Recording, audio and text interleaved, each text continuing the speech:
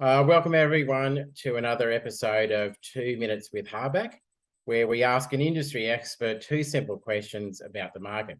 And today we're joined by Chris Alexander, who's the General Manager of Phoenix Power Recyclers, who are an organic processor down the Gold Coast. Thanks for joining us, Chris. So I've just got two questions for you. The first one being, what's one key issue in the market at the moment? Well, thank you for asking me that question, Kieran. Right now, the key issue I would say that's facing the organics recycling and composting would be the issue of PFAS. PFAS has been set in Queensland as 2 micrograms per kilogram as a contaminant within a compost product. Now, in order to achieve that, you need to identify waste or aspects of your feedstock that might contain PFAS. Why is the composting organics industry being leveraged with the controlling level limitation when the root cause should be identified and controlled?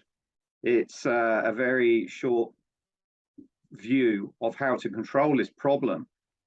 The issue is that PFAS is everywhere. Everyone's starting to understand what PFAS is, PFOS. It's in fly sprays, insecticides, it's on green waste, it's in food, it's in detergents, it's in your frying pan.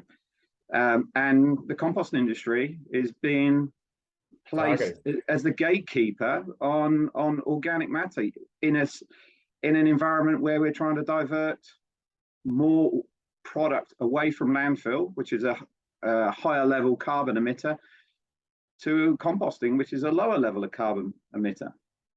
That I'd say is the key issue in the industry right at this time. So if you were the controller of the universe, what's one thing you'd change in the market? One thing you'd change? Well, it actually goes back to that landfill diversion again.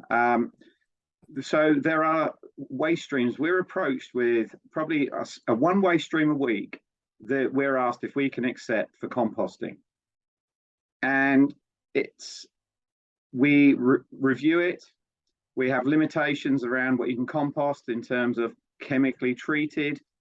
There are an awful lot of things that are chemically treated that could be composted. And it seems that the approach from the department may be a little bit disjointed between trying to achieve these goals whilst maybe they could apply a more pragmatic approach to how we can divert and work with industry. Or it doesn't have to be industry. Whoever's operating these non-landfill activities, instead of let's start at no, let's start at how we can achieve the outcome. And that's probably the thing I would change at the moment. Yeah, good point. Well said. Anyway, thanks so much for your time today, Chris. My pleasure. Much appreciated. See ya.